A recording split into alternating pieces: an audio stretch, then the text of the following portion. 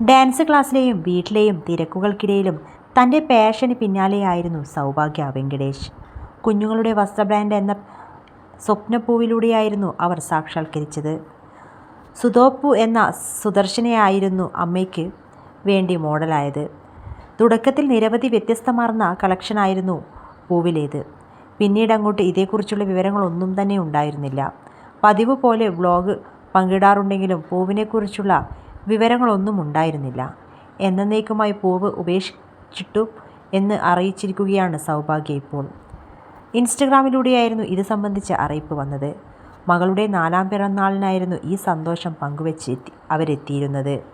പൂവിനെക്കുറിച്ച് ചോദിക്കുന്നവർ അറിയാൻ വേണ്ടിയാണ്. വളരെയധികം സങ്കടത്തോടെയാണ് ഞാൻ ഈ കുറിപ്പ് പോസ്റ്റ് ചെയ്യുന്നത്. ഈ ബ്രാൻഡ് പൂട്ടാൻ ഞാൻ തീരുമാനിച്ചു.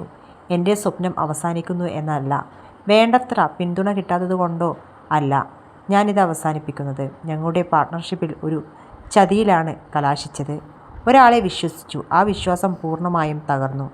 ഇങ്ങനെയൊരു തീരുമാനമെടുത്തതിൻ്റെ പരിണതഫലം എന്തൊക്കെയാണെന്ന് അറിയാതെയല്ല ഇങ്ങനെയൊരു തീരുമാനമെടുത്തിട്ടുള്ളത്.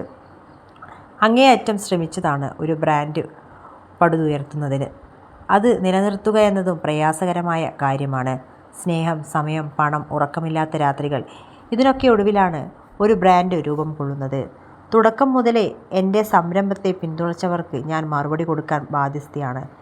ജീവിതത്തിലെ വലിയ തിരിച്ചറിവുകളിലൂടെയാണ് ഇപ്പോൾ കടന്നു പോകുന്നത്. സത്യസന്ധതയും ആത്മസമർപ്പണവും എല്ലാവരും പ്രാധാന്യം കൊടുക്കണമെന്നില്ല. എൻ്റെ സമാധാനത്തിന് പ്രാധാന്യം കൊടുക്കുന്നത് കൊണ്ടാണ് ഇങ്ങനൊരു തീരുമാനത്തിലേക്ക് ഞാൻ എത്തിയത്. ഈ ബ്രാൻഡിൽ വിശ്വാസം അർപ്പിച്ച് കൂടെ നിന്നവർക്ക് നന്ദി. നിങ്ങളുടെ സ്നേഹവും പിന്തുണയുമാണ് എന്നെ മുന്നോട്ട് നയിച്ചത്. എനിക്ക് എല്ലാമായിരുന്നു അത്. ബിസിനസ് രംഗത്ത് നിന്നും എന്നേക്കുമായുള്ള പിന്മാറ്റമല്ല ഇത്. ഈയൊരു അധ്യായം ഇവിടെ അവസാനിക്കുന്നു എന്നേയുള്ളൂ. കൂടുതൽ കരുത്തായി കൃത്യമായ ചുവടുവയ്പ്പുകളോടുകൂടി വീണ്ടും വരുന്നതായിരിക്കും എന്നുമായിരുന്നു സൗഭാഗ്യ കുറിച്ചത്. ഓക്കെ ആവാൻ എനിക്ക് സമയം വേണം. എല്ലാവരോടും നന്ദി പറയുന്നുവെന്നുമാണ് കുറിച്ചത്. ഈയൊരു അവസ്ഥ മനസ്സിലാവും. പാർട്ട്ണർഷിപ്പിൽ നിന്നും പറ്റിയ ചതിയെക്കുറിച്ചായിരുന്നു കമൻറ്റുകളെല്ലാം.